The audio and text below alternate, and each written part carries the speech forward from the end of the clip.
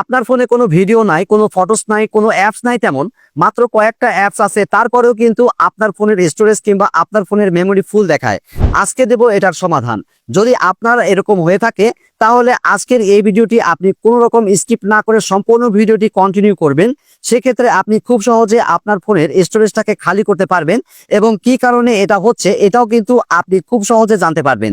তাই এখনই ভিডিওটি শেয়ার করে দিয়ে আপনার টাইমলাইনে রেখে দেন এবং আমার চ্যানেলটিকে মাস্ট বি সাবস্ক্রাইব করে রাখবেন এবং পেজটিকে ফলো দিয়ে সাথেই থাকবেন, কেননা এরকম নতুন নতুন ইম্পর্টেন্ট টিপস আমি প্রতিনিয়তই আমার ইউটিউব চ্যানেল এবং ফেসবুক পেজে আপলোড করে থাকি। ফোনের মেমোরি ফুল হয়ে গেলে প্রথমেই আপনারা যে কাজটি করবেন, আপনাদের ফোনের যে অপ্রয়োজনীয় অ্যাপসগুলো রয়েছে, অর্থাৎ আপনারা দীর্ঘদিন ধরে যেগুলো অ্যাপস ব্যবহার করেন না সেগুলো আপনারা ফোন থেকে আনইনস্টল করে দিবেন। দেন যেগুলো অ্যাপস থাকবে সেগুলোর প্রত্যেকটিতে এই কাজটি করবেন।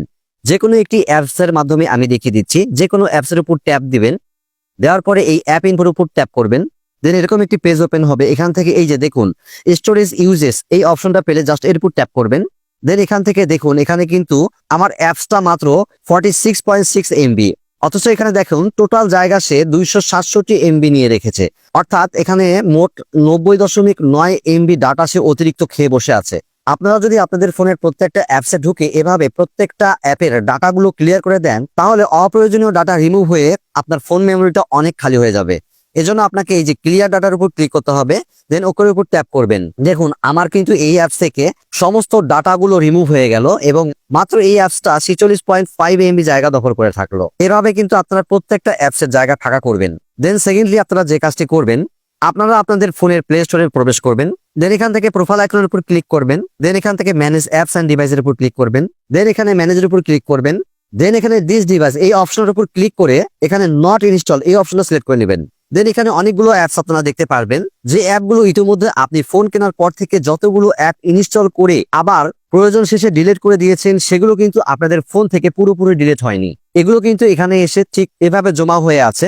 এতে করে কিন্তু আপনার ফোনের মেমোরির অনেক জায়গা দখল করে আছে এই অ্যাপগুলো।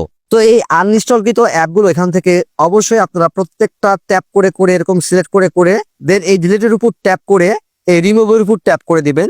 তাহলে প্রত্যেকটা অ্যাপ একের পর এক সব ডিলিট হয়ে যাবে। দেন আপনার মেমোরি কিন্তু অনেকটা ফাঁকা হয়ে যাবে। তৃতীয়ত আপনাকে যে কাজটি করতে হবে, আপনি আপনার ফোনের ফাইলে চলে যাবেন। দেন এখান থেকে আপনাকে খুঁজে বের করতে হবে রিসেন্টলি ডিলিটেড এই অপশনটা। দেখুন আমার এখানে রিসেন্টলি ডিলিটেড 2.05 জিবি জমা হয়ে আছে। আমি বিভিন্ন সময় আমার ফোনের গ্যালারি থেকে অপ্রয়োজনীয় ছবি ভিডিওগুলো ডিলিট করেছি, সেগুলো কিন্তু ফোন থেকে পার্মানেন্টলি ডিলিট হয় নাই। সেগুলো এসে কিন্তু এই রিসেন্টলি ডিলিটেড এই অপশনে এসে জমা হয়। তো আপনাকে প্রতিনিয়ত কিছুদিন পর পর এই রিসেন্টলি ডিলিটেড এই অপশনে এসে এগুলো ট্যাপ করে করে সিলেক্ট করতে হবে। দেন এই ডিলিটের উপর ক্লিক করে পার্মানেন্টলি ডিলিট অপশনের উপর ট্যাপ করতে হবে। তাহলে আপনার ফোনের মেমোরির জায়গা অনেক ফাঁকা হবে। সর্বশেষ আপনারা যে কাজটি করবেন, আপনারা আপনাদের ফোনের সেটিংসে যাবেন। দেন এখান থেকে অ্যাবাউট ডিভাইস এই অপশনটা খুঁজে বের করে জাস্ট এর উপর ট্যাপ করবেন। দেন এখান থেকে এই স্টোরেজের উপর ট্যাপ করবেন। দেন এখানে 2-1 দিন পর পরই এই ক্লিন নামে যে বাটনটা পাবেন, জাস্ট এর উপর ট্যাপ করে আপনার ফোনটা ক্লিন করে নেবেন। দেন ক্লিনের উপর ট্যাপ করবেন। দেখুন 14.7 এমবি ক্লিন হয়ে গেল। অর্থাৎ আপনার মেমোরি থেকে অতিরিক্ত 14.7 এমবি অতিরিক্ত জায়গা পেলেন। আমার ক্ষেত্রে 14 এমবি ক্লিয়ার হলো, আপনার ক্ষেত্রে এর চেয়ে বেশিও থাকতে পারে। সো আপনারা 1-2 দিন পর পরই এখানে এসে ক্লিন করে নেবেন। আমার দেখানো 4টি টিপস যদি আপনারা ফলো করতে পারেন, তাহলে আপনাদের ফোন মেমোরি কখনোই ফুল হবে না এবং আপনার ফোনও অপ্রয়োজনে হ্যাং করবে না, গরম হবে না, স্লো কাজ করবে না।